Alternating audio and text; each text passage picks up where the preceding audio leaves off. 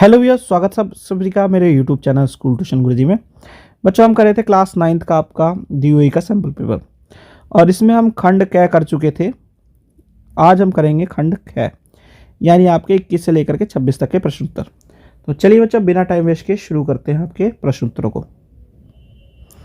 तो आपका प्रश्न नंबर 21 है बच्चों, एक प्रयोग के लिए यदि सोडियम हाइड्रोक्साइड का तुरंत तैयार किया गया 10% विलयन की आवश्यकता हो तो आपके पास सोडियम हाइड्रोक्साइड के क्रिस्टल है, तो आप 90 ml जल का उपयोग करके विलयन कैसे तैयार करेंगे। तो इसका 10% लगभग हमें डालना होगा उसमें। तो ये हो गया बच्चों आपका लगभग 10 ग्राम के आसपास डाल देंगे तो आपका तैयार हो जाएगा। ठीक है, यानी कि आपको वेट मशीन से तराजू से आपको 10 ग्राम तोलना है, 90 ml में मिलाना है, आपका वो विलयन तैयार। फिर है क्वेश्चन नंबर 22 या 22, एक कोशिकीय और बहुकोशिकीय किन्हीं दो जीवों के नाम बताइए। एक कोशिकीय और बहुकोशिकीय जीवों के नाम बताने। एक कोशिकीय के आपके कौन से नाम हो सकते हैं? अमीबा, पैरामीशियम, युगलीना, सारे के सारे नाम लिख सकते हैं। बहुकोशिकीय में आप कौन से लिख सकते हैं? कुत्ता है, बिल्ली है, गाय है, भैंस है, जो आपको अच्छे लगते हैं वो लिख दीजिए बच्चों।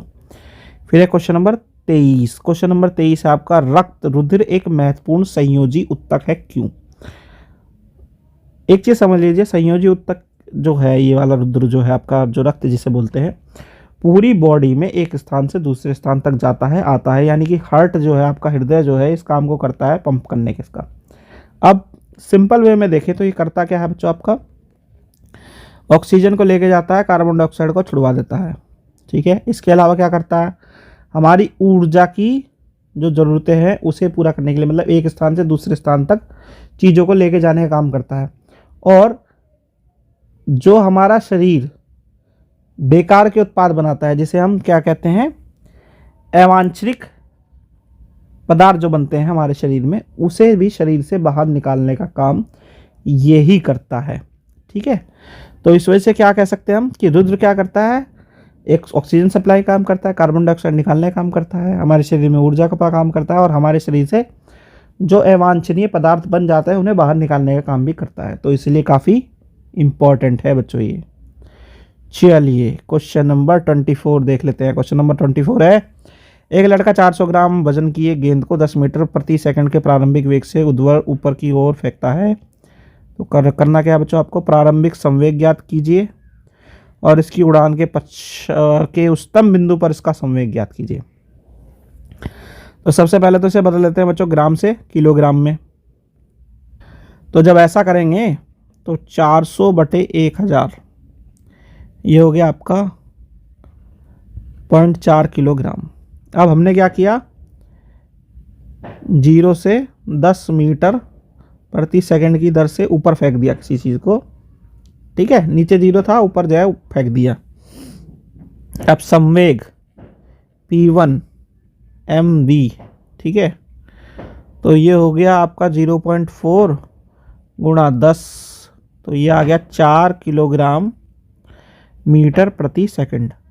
अब उच्चतम बिंदु पे जाकर के हो जाएगा 0, तो क्या हो गया, P2 = m, V = 0.4 × 0 = 0 kilogram metre पर सेकंड। ये दोनों आंसर हो गए बच्चों आपके। फिर है क्वेश्चन नंबर 25। क्वेश्चन नंबर 25 क्या है, ऐसी दो ध्वनि तरंगों के लिए आरेख बनाएं जिनका आयाम तो समान हो लेकिन आवृत्ति अलग अलग हो। तो मान लीजिए ये है हमारी क्या, तरंगे, ये एक इधर बना लेते हैं। ठीक है, और एक लाइन इसमें बीच में से ऐसे, एक लाइन ऐसे। अब आयाम समान, आवृत्ति अलग अलग। आयाम होता है ये जो बिंदु होता है। ठीक है, तो ये क्या करना है, हमें समान करना है। ठीक है, ये हो गया समान। अब इधर भी क्या करना है, समान करना है, लेकिन इसे थोड़ा सा पास पास कर दीजिए।